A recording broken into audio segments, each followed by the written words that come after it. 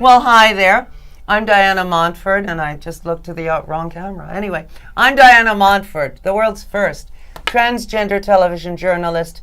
Born male, became female. Watch us on YouTube. Shows dating back to 1991. Here's a non sequitur. Let's talk about kidneys. No, not the kind of steak and kidney pie, like human kidneys. Transgender activist, kidney warrior, Ms. What's your name again? Sandi Nena Salas is looking for a kidney. This is not a joke. She really is. She has nephritis. It's, kidney disease. And she is genuinely looking for a kidney. I can't give her mine because I've been smoking cigarettes since I was 12 and I can't do anesthesia. So I can't give her a kidney, but maybe you can, or you know someone who has a kidney. Let's talk to Sandy and find out about what's going on with her situation. Okay, you have kidney disease. Yes, it's called end-stage renal disease. Okay, end stage. Meaning there's no more kidney functions. And you do dialysis how often? 3 times a week. And you need to get a kidney transplant. Correct. But there are no kidneys. The kidney transplant list in New York is 8-year wait list. Okay, and that's a real problem, isn't it? Yes, it's a long time, especially when you're getting up there in age. Do you mind telling us your age? 67. 67. So, is that maybe one reason why you can't access a kidney? Because they feel that, well, we should give it to an 18-year-old, not a 67-year-old? Well, they say that is not, part of their procedure. But, well, what are they going to say? You'll see them for ages. But when you see people getting transplants, it's usually people in their 40s and younger. Because usually renal failure doesn't attack until 20s, 30s, 40s. 40s. Right. Many seniors, there's a growing population of seniors now having renal disease. It's becoming an epidemic now throughout the United States. Do they know why? Diabetes and hypertension largely. Okay. Besides hereditary, some people have hereditary kidney disease. Well, the actress Jean Harlow, who was born in 1911 and died in 1937, had kidney disease. She didn't know she had it. She got it because she had an infection when she was 15 at summer camp. And this was long ago before they had any kind of medicine. Well, the infection cleared up and she had no clue that her kidneys had become infected. She lived out her life. She was on the set in 1937 when she was 26. She collapsed. They took her home. She didn't go to the hospital until the day she died, actually. They had no clue what she had. They thought she had the flu. They gave her glucose injections, which, as you know, is deadly for renal failure, but they had no clue. So she died at 26. They did an autopsy. They said, oh, she had kidney failure. Okay, we had no clue. So this disease also killed Mozart. It's rife now for some odd reason, mainly because of the diabetes that's rife now. And also because we're living longer, and so we live long enough for our kidneys to fail.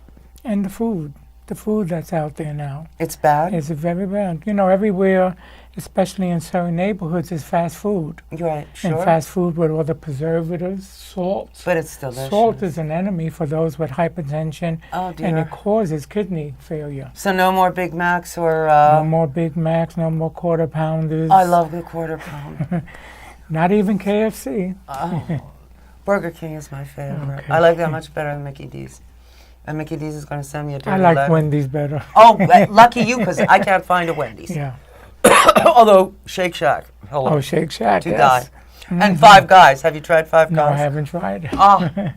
Anyway, And I enough. hope my kidney doctor's not listening, Well- knowing that I eat hamburgers like that. Well, it's called life. You have Yes. to live a little. They offered you a kidney. Why don't you tell us that horrific story? Now, you're transgender. Yes. Been transgender for over 35 years. I had an appointment at Weill Cornell Hospital, part of New York Presbyterian, the Upper East Side. And I was seeing a liver specialist because I had some. Do you want to name that person? The liver specialist? Yeah. Because Dr. what that person said is outrageous. Dr. Cohen. Well, that narrows it down. He offered, he says that I should look to have a transplant of a liver that is HIV positive. And you're not HIV positive. No, I've been negative my whole life. Right. And I was kind of taken back a little bit there, and I asked him, I said, excuse me. He says, well, we're a progressive hospital. We take organs that many other hospitals throw away, discard, because of, the disease. And he says now with all the medications for HIV, that I can live a long life on HIV if I choose to take a liver and then a kidney that's HIV positive. Even though you are not HIV Even though positive. I'm negative, and he knew that because to be on a transplant list, you have to have an HIV test yearly. Is that everyone or just trans Everybody. folk? Everybody has to have an HIV test. And he informed me that I shouldn't have a closed mind and that I should keep an open mind about that because of all the medications. What I explained to him, over my lifetime, I buried many friends that died from HIV and AIDS, seen them suffer. Yes, medicine, the medical community has made great strides in prolonging life, but if I protected myself over the years and practiced safer sex, I'm not at this time, at the age of 67, want to purposely infect myself just to get a liver and kidney. And your body might reject said liver and kidney. But the gift that keeps on giving, you'd be HIV. Yes. So I said I declined, and he asked me to continue to think about it while he has consults with the kidney transplant team regarding if I'm going to stay on the kidney transplant list or they're going to remove me. Because you rejected a kidney you refused to accept a diseased kidney. A diseased liver first. Oh, and then is it from the yes. same person or what? No, it's probably wouldn't be the same person. Oh, they just collect all the HIV kidneys and livers for us trans folk. Everybody else is fine. So he said then that would bring me higher up on the kidney transplant list, but then I would already be HIV positive.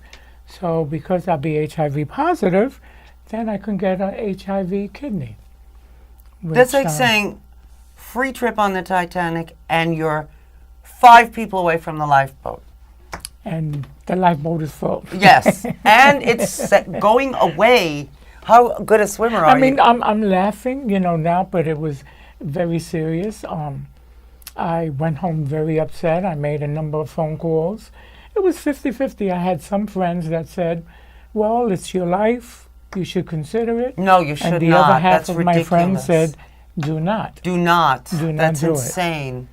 it. That you would get a disease like that just to get a kidney and a liver. Right. What's wrong with this doctor? This person should be disbarred. Well, but they, the way they have it at Weill Cornell is that they say they're progressive and they try to save as many lives as possible.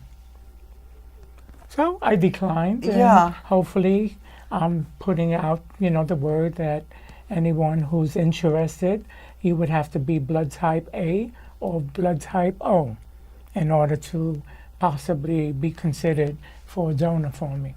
I know this sounds odd, if you have a kidney you're not using now, people can live with 1 kidney. So if you give a kidney to Sandy, you're not going to, you're not going to die or anything or suffer. You won't notice it, because... And one thing is that, your medical care is covered. You are followed up for life to make sure that you remain healthy. They do not, the donor is usually in the hospital 1 to 2 days. Their incision is a small incision, is done laparoscopically. And you follow through, with the medical team to ensure that you have a healthy life. We're not discarding you after you're a donor. We want to look out for you. I want to look out for you specifically, and to make sure that you have a healthy life too, along with me. And you get free medical care for life. Yeah, for your kidney, follow up with your kidneys, yes. Right. So, and now, as I've said, I can't give Sandy a kidney because I've been smoking since I was 12. And I've been told not to undergo any kind of surgery, so this is the face you're going to be seeing forever. No lifts for me. So, I mean, what can I say? So, but if you have a kidney, or you know someone who might want to, ascend to the next level of evolution as a soul and give Sandy a kidney.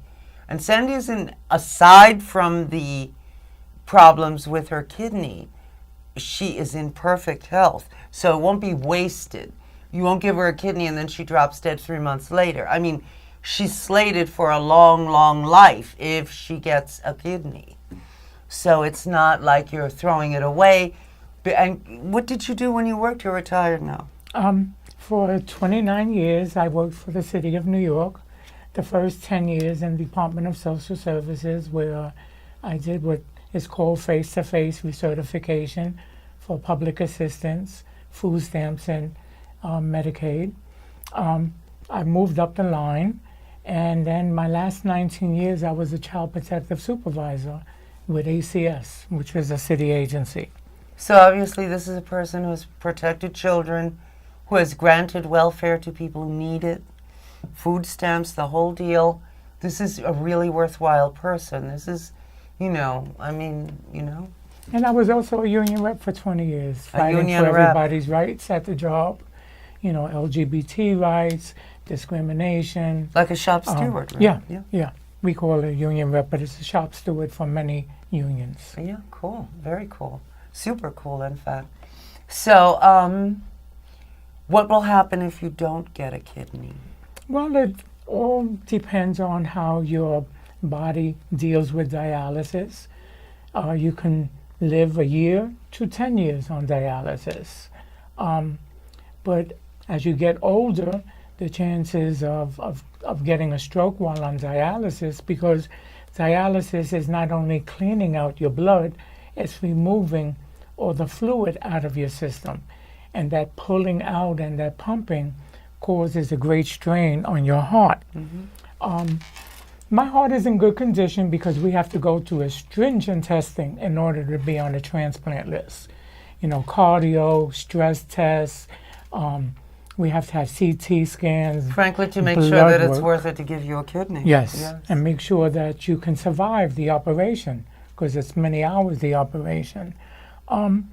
So, we go through a stringent testing yearly, and then every 2 years, and then back to yearly, to make sure that you are capable of withstanding the surgery and all the medications, because they give you these anti-rejection medications that work on your liver, work on your psyche sometimes. Sometimes people have to take prednisone every day, and the side effects of prednisone is blowing up. People that have asthma problems or lupus, they take prednisone. And prednisone is, I just lost the word. It's, what, a diuretic or something? No, not a diuretic. Wow. Well, it's a medication that blows you up. It causes edema. Yes, it causes edema. It causes the chipmunk effect on your face, where you blow up a great deal. And many of the medications, the anti-rejection medications, kill your immune system. So once you have a transplant, you cannot eat certain foods. Like now we are on restrictive. I have a 32-ounce a day liquid intake. Right. And if you know 32 ounces, it's not a lot. And when you get thirsty, you have to just try to suck ice, try not to do too much fluid. People with kidney disease don't urinate very frequently, much. Right, frequently. After a while, some patients on dialysis stop urinating, and all that fluid could build up in your system and cause, fluid on the lungs, and right, and that would be the end. That would be the end for a lot, yes. Right, or even in the brain, it can. A lot of people have strokes. When we go to the clinic, I will see somebody all the time and be saying hello to a number of people, and then you don't see somebody for a couple of treatments, right. And you ask, they will not tell you that someone passed. If you ask, they just look at you and nod their head. They don't even admit that someone has passed away, and that's when you know that the patient has passed on. Because of a stroke. Yeah, because of a stroke, or some people had asthma attacks and never came back from an asthma attack. Right.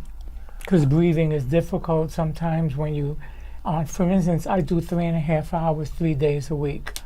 Of dialysis? Of dialysis, yes, on the machine. Where you did it earlier today? I did it earlier today, this morning, at 10 o'clock, and I got home at 2:30. And we're shooting on Friday evening. That's when we shoot. Okay. And they put a transplant in your arm called a fistula, because your veins could not take the large needles. They're 16-inch gauge needles. 2 of them go in your arm for each treatment. One to take out blood and one to give you back the blood. Mm-hmm. So we have a transplant in our arm that feels very bionic. So I'm the bionic woman now. There you go. You a can transplant? See it. Yes. You feel the blood? Oh God, yes. Mm-hmm. Yes. Yeah, they put an artificial vein attached to your vein up to your vein. It goes all the way up. Right. And that's how your system gets cleansed. Now, if you give a kidney, you can eat whatever you like. You do not have to take medication because you have another kidney. So all this stuff will not apply to any kidney donor. This is just for people who get a kidney. If you get a kidney, believe it or not, it's a fairly simple operation. They put you under, and as you've said, it's not, being a kidney donor is easy if you can take the anesthesia. Being a kidney recipient is a godsend, yes, but it's no bed of roses. You still have to take anti-rejection medication, all sorts of things. For life, the anti-rejection. Right. And those who donate, you go through a stringent testing that they're not going to put you under if there's any medical concerns for you. They're never going to put your life at risk. Because, right. You'll tick her. They will never put you at risk if there was anything saying that you could not donate. So you don't have to worry, and you certainly won't have to take any medications afterward, and you can eat anything you like, and you can function perfectly with one kidney, and you'll be fine. Yes, so they will interview you. You would, if anybody would contact me, I will give you the information. You can contact me via my email address. Can we have that? Yes, it's S as in Sandy, A as in Anna, N as in Nancy, D as in David, I as in Ida, E as in Eddie, 2 at AOL.com. Sandy2 at AOL.com. And we'll give that again before we go off the air. Now, people can be quite skittish about losing, in quotes, something. People are oddly stingy about their organs and do not want to give organs to people. Kidneys are not like, you won't even notice it, Yeah, like they said, when you will go and meet the team, and they will show you a film. It's done laparoscopically. What does that mean? Meaning that it goes in with a small decision and it's removed. For the recipient, our kidneys are not replaced. They don't remove them. They put the new kidney in our stomach in the front. Isn't and that for us, interesting? we will have a large scar, much. But you won't. You won't. You will have a little laparoscopic incision. They said, I think it's about 3 inches. Yeah. And let's face it, most people don't stare at your kidneys. You know? So, I mean, most people won't see it. And anyone who sees it loves you anyway, so don't worry about it. So, And a little cocoa butter can heal that up a little or bit. vitamin you E know? oil Yes, and other yes. things. Mhm. So, do you have any... I mean, it's very difficult to ask people, can I have a kidney? Do you have anything on the horizon? I had one person that offered. I never even asked, but I think after maybe he talked with his family, he never went to get tested, and I never asked because I never want anybody to feel pressured to do that, because that's a decision you have to make with yourself. If you have a family, you have to sit down with your family and discuss with your family about doing the donation. I have cousins, but my cousins all have muscular dystrophy, so they cannot be a donor. And unfortunately, I'm an only child, Yes. so I have no siblings. Most of us of the baby boomer generation are, yeah. So there are exceptions, of course. And even if you are approved as a kidney donor, you can change your mind on the gurney on the way. You can say, no, I don't want to do this, and hop off, and nobody penalizes Yeah, you. there's no. Yeah. So, I mean, I don't know, but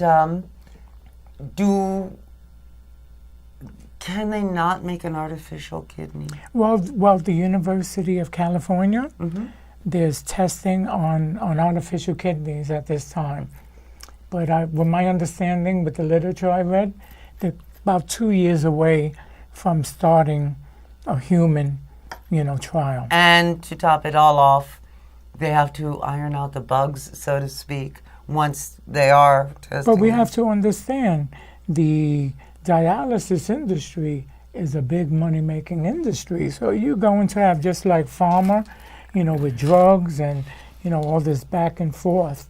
So they're not going to try too hard. Too hard, I believe so, but I'm fearful of that because I just remember when they first did the heart transplants. Yeah, sure. When we were kids. When a lot younger, and we saw how people looked during the heart transplant. And they did the pig one. The first one lived for 17 days, and that was considered a miracle. Yeah. 17 days. But nobody ever looked well. They always looked like they were just hanging on by a thread.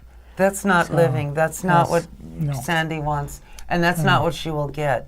When she gets a kidney, not if, but when, she will be as healthy as she is, well, more healthy, actually. Yeah, but I mean, that's another thing. People, they see me and they say, but you don't look sick. I work hard at not looking sick, because there's days when I get up that I have to go to do dialysis. Like recently, I caught a terrible head cold that triggered asthma, and I was zonked. But Monday came, I had to get up and go to dialysis. I can't call in sick and say, I can't come in today. Because it's your life. Not only that, you will be taken off the kidney transplant list if you miss your dialysis treatment. Just one? Just one. Oh my God. They're not This very is fond of draconian, that, yeah. because they want to make sure that if you follow your dialysis treatments, that you're going to follow the regimen of all your medications, because it's in the beginning, I think it's 18 pills a day you have to take. When you have kidney disease. Yeah, when you have the transplant, the anti-rejection She has medication. You don't. No. She has to. The recipient has that. Right. So, God, that is draconian. If you miss one appointment, Yeah. all right, what happens if, like, your ride isn't there on time, or there's a snowstorm? What happens then? What happens is they kind of take it out on the patient. There had been people that last year when we had the big snowstorms, Right. the accessorides were having difficulty. Accessoride is something we have in New York. It is a ride for persons who are physically challenged. With disabilities to get to Yes. their medical appointments. And because many people have motorized wheelchairs, and when it snows, they don't want to come out because the snow will kill their motorized wheelchair.